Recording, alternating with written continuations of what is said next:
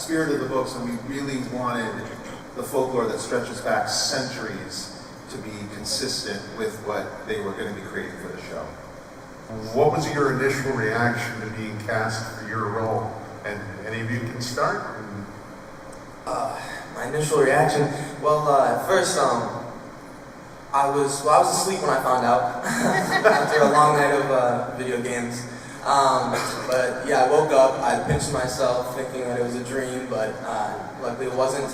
And I'm a big Dungeons and Dragons guy. I grew up with a very vivid imagination. I always envisioned myself slaying dragons and monsters. And I was a big fan of Harry Potter too. So it was the perfect role. And I grew up on the books, the movies, and it's just a dream, man. Okay, I still can't believe I'm here talking to you about this show right now, about you guys. For me, the movies was one of those that I rewatched with my sister over and over and over again, and definitely a little bit of a nerd into the fantasy, into the dragons and dungeons and games and books and everything like that. And this script, when I got it, was one that I knew I would love and I would watch even if I wasn't cast, which is really, really special as an actress to get a script like that you really believe in and connect with. And so when I found out I booked it, I ran to Barnes & Noble. I got a new set of the books to reread again and refamiliarize myself with it.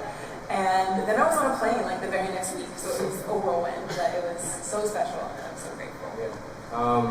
That's fine. I think all of us were definitely fans of the book and of the movie before we got cast. I can say for myself, I was a big fan of Simon Grace and the character himself, and reading it, and I just felt pure joy when I finally got the call that I got his part. Me too. No. I got the call. I got the call. I know. I was thrilled, and yeah, these books are amazing and great. The series is based on books 1 and 5, and I was thrilled at the opportunity to play a character I could really, sink my teeth into. I'm the cheapest guy. Really amazing. But also working with these guys was amazing, and the family camaraderie that we all had while making it was a lot of fun. They had a voice box. Oh, they had a voice box in the puppet. I had a talk box. I was in Mulholland Drive. I was that guy. In the wheelchair. Direct the movie this way. I was that guy. Nobody got that reference. Okay, he did. Wolfman Jack did. What was the question again? I was waiting to get to that. I'll give you 2 questions. The first one is really, we only get a hint of Thimblepack for a second there in the pilot. Without giving away spoilers, my friend, what should we know about him? Ooh, there aren't enough umbrellas or parasols to hide the immaculate truth of what Thimblepack is, and when it rains down on you, it's just a fabulous feeling. Thimblepack is just divine, isn't he? He's a boisterous little critter with a lot of pizzazz and a lot of canuck and a lot of gumption and gusto, I'd say. And a lot of hair. It was just a lot of fun. It was really a lot of fun doing chemistry, not necessarily chemistry reads or anything, but a lot of concocting the character with Kat and Aaron. I was calling Kat and Aaron frequently. I remember I found out that I got the part and I was in my truck, I was driving around and she was like, okay, pull over because you're driving I can tell you're driving really crazy now. Because you're kind of excited and I was stimming with the steering wheel. And then they were like, well, call us in if ever you have ideas about what you want to do. And I started doing I was doing like a small voiced pirate initially, sort of something. Oh, I was supposed to be Irish when I came up here. I just forgot that. I was gonna prank all you guys about being Irish. I forgot. Anyway, Little Tack so mumble. Little Tack is so mumble. Yeah. Anyway, yeah. Little Tack's dope.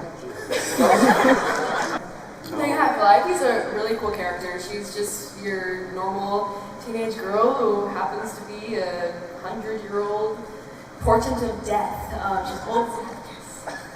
Yeah, she's really interesting, and I don't want to give away too much about her because she has a lot of twists and turns throughout the series that you might not expect. That's all I can tease. But yeah, she if you thought she was weird there, just wait, because she gets 10 times weirder. And it was really fun to jump into her, and very intimidating because I'm the only one that didn't have like a character that was already set from the books. So I kind of had to build her up from the ground and try to figure out exactly who she is and her arc in the show. And it was such an honor that they wanted me to be a part of this amazing book series and be a part of the lore now. In a show in a book that I was a big fan of when I was younger. So this is a dream come true. How does Mulgarath fit into your canon of baddies? Well, I mean, I've never done anything in the, I guess, fantastical world. This world of magic and fairies and fairy tales. And it was great. I loved it. You know, this kind of imaginary creature certainly gave me a lot of freedom and opportunity to you know, just, you know, I'm going to say it again, but chew the scenery.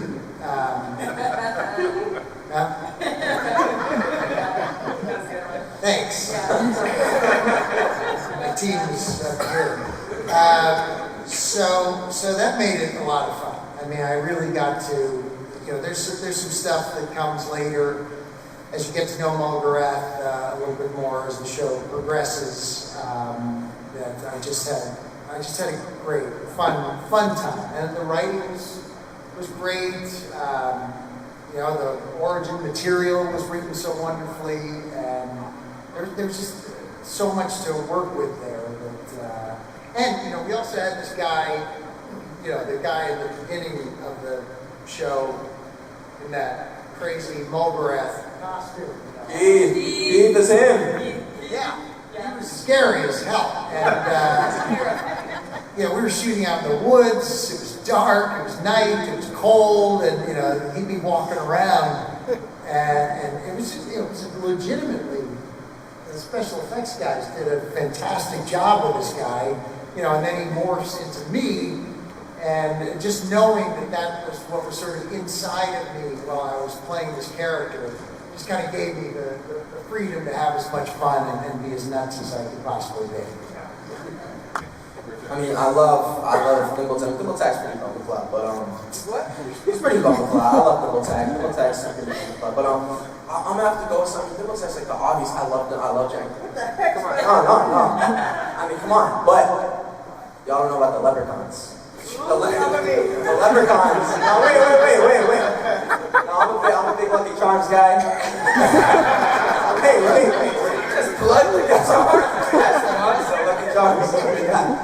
I'm so leprechaun. But yeah, no. I mean, come on, like, leave it to the end of the rainbow, get a pot of gold and everything. I mean, come on, leprechauns. I mean, Griffin Sue and Thimbletack's number one though. Thimbletack's number one. Okay, thank you. Yes. I feel the same way.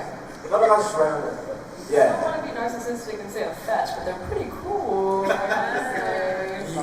They're pretty interesting. My favorite is a phoenix. I think that they're really cool, and they send a really great message. What's the message? How do you answer that? Triumphant and resilient is the phoenix. I love phoenix. I want to be a phoenix. What I didn't tell Christian was when I got out of art school, I did a drawing of him 32 years ago. No way.